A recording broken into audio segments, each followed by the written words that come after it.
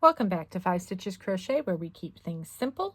We are going to now work the last row in this tutorial that doesn't really work up to anything in particular, but that shows you all of the stitches that we are making. I'm going to chain one just to get some length to make it easier to turn.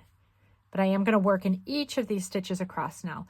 What I'm going to show you now is the slip stitch. The slip stitch is helpful for giving something a more finished look, for creating a space between other stitches that is flat, or for sewing two pieces together. You can use a slip stitch to sew together as well. So it is important that you know how to do a slip stitch. It is a very practical stitch. It is, in essence, the same idea as your chain.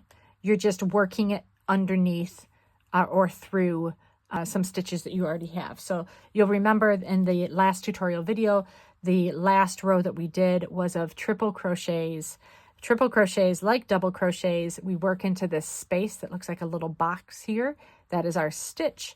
The two loops on top that look like our starting chain, right?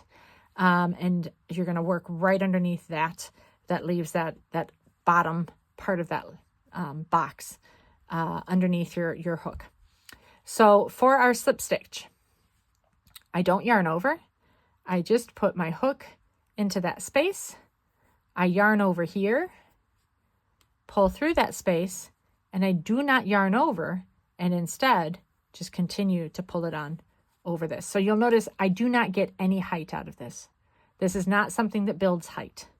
This is something that instead does quite the opposite, maintains the same height that's already there. But like I said, you can use it to connect two pieces together too, in which case, for example, if I were connecting these two pieces, then I could work put my hook through one and then put my hook through loops on another and pull this all the way through and then pull it through here. And I've now sewn these together, right?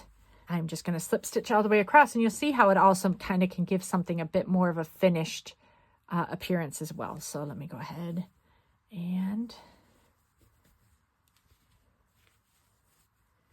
again, just putting my hook into the stitch, pulling the thread through, the yarn through, sorry, and pulling it all the way through that initial loop. Show you that again in slow motion.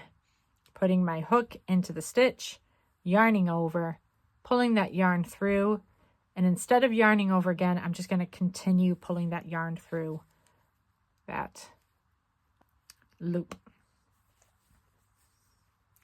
You'll see this in videos in two different ways. The way that I tend to do it is I yarn over, hook, and I just pull it through both of those.